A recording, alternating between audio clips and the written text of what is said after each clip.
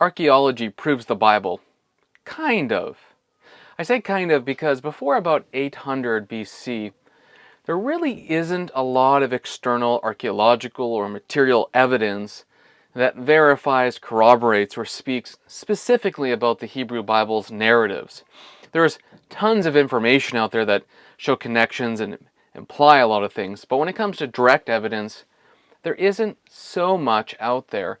And so we have to have a little bit of epistemic humility for what history can and cannot do. That said, in this video I want to show you 4 lines or pieces of evidence from archaeology that help to verify what the Bible says so that you can have added historical confidence, even though I admit that these pieces of evidence don't verify everything the Bible says.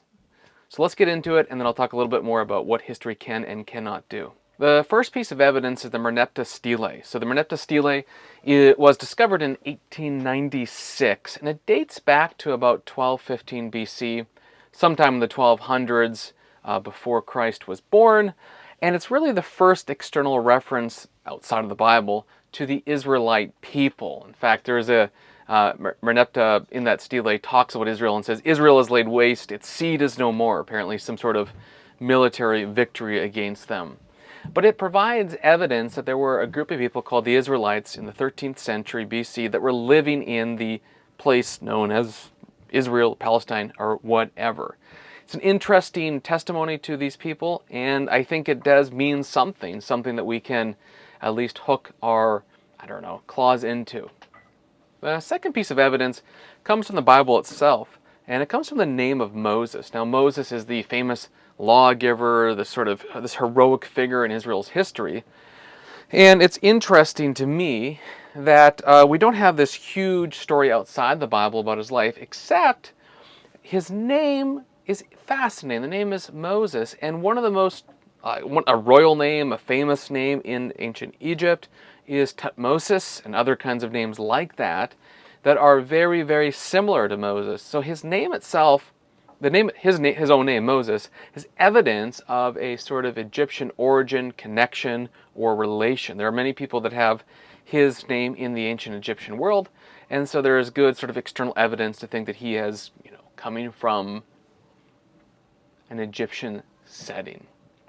The third piece of evidence comes from Assyrian records, where King Jehu, as described in 2 Kings 9, is the king of Israel after he sort of annihilates the Omride dynasty, the descendants of Omri.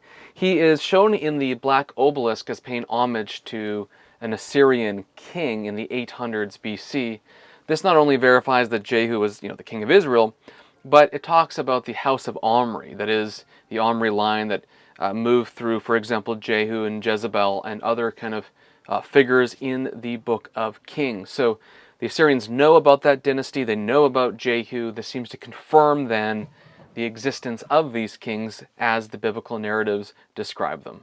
When it comes to the Babylonian exile, there's actually a lot more here, but the fourth kind of line of evidence has to do with the Weidner Chronicle, which confirms that the Judean king Jehoiachin was in Babylon, and he was treated, relatively well. He had rations and provisions, very similar to how 2 Kings 24:25 describes it.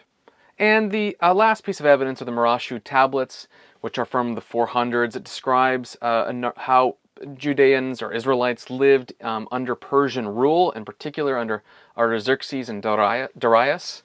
And it's interesting, it shows that they started businesses and they even founded a bank.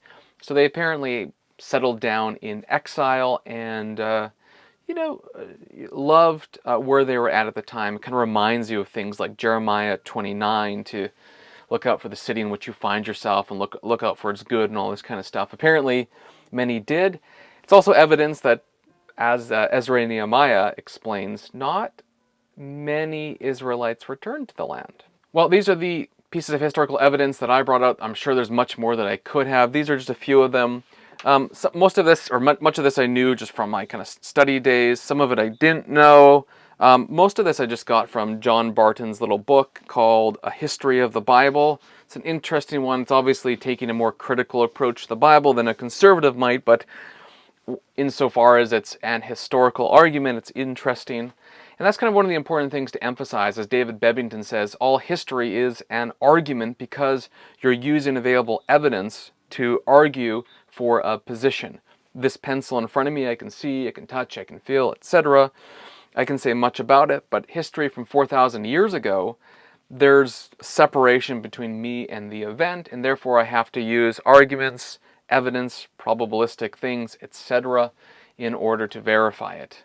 At the end of the day, though, I often wonder why we say that we need external evidence to prove what the Bible says, rather than saying that the Bible is the evidence that proves what the external things are saying are true as well.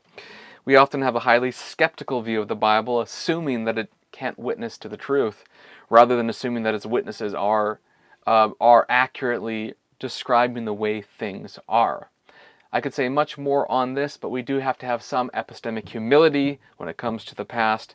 But I also think we can have much more confidence in the biblical the biblical writings as trustworthy testimonies to the way things are.